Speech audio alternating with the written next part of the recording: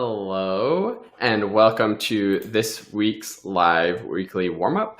I am trying something a little bit different today because I have a sort of interesting exercise that we're going to be doing today. I'm also experimenting with not having my little introduction of me playing like I normally do, which is part of what I'm going to be doing today.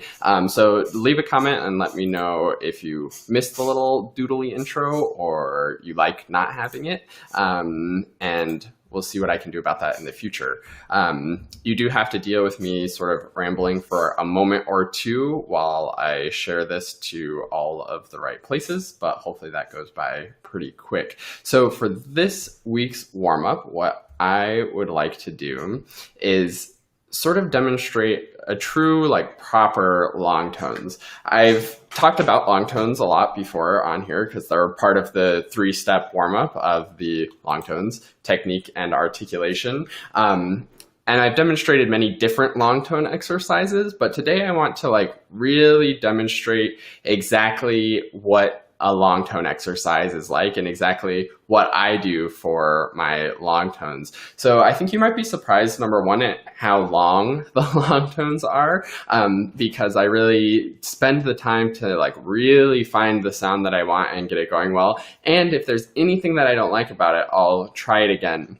So what I'm going to do is the Christmas tree long tones, which I've done before and talked about before on here. And it's also in the Next Generation Clarinet Method book, which, just a quick side note about that, I've just finished the draft for the first draft of version 2 of that book, and I'm really excited to be putting that together and hopefully have it coming out, the new version, in a month or two. We'll see how quickly all the other stuff that I want to put into it gets done.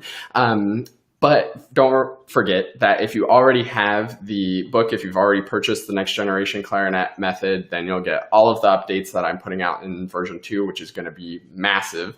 And if you're interested in checking it out now and seeing all these warm-up exercises, then getting all of the version 2 updates in a month or two, you can go to www.quickstartclarinet.com/nextgenbook1. That's the number 1. I'll also type that in the comments for you, for anybody who's interested in that. And of course, you'll get all of the updates when they come out, coming soon.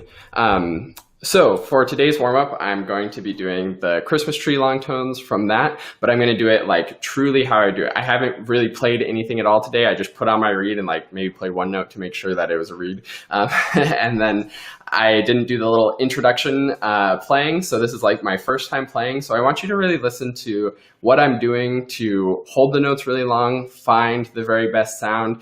Every time I stop and repeat something, I want you to see if you could hear what I heard that bothered me about it and made me want to repeat it. Hopefully it comes across well enough over the computer. But yeah, without further ado, let's get into it and just sort of listen to how I do long tones, and then we'll give a couple other little tips afterwards.